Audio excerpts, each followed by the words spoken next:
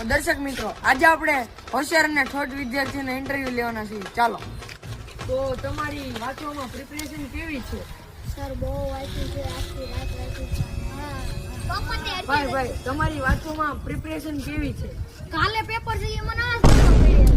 ક્યાંથી ઝુકતું જોમ્યું. જ્યારે પરીક્ષા દેવા જાવ છો ત્યારે તમે કઈ કઈ વસ્તુઓ સાથે લઈને જાવ છો?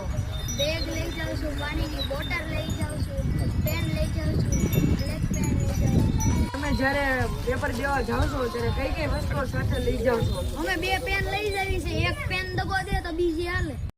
ભાઈ બંધ બનશો તો તમે પેપર દઈને આવ્યા તો કેવું લાગ્યું પેપર? 5-6 માર્ક રહી ગયા, બહુ દુઃખ થાય. તો તમે પેપર દઈને આવ્યા છો તો કેવું લાગ્યું પેપર?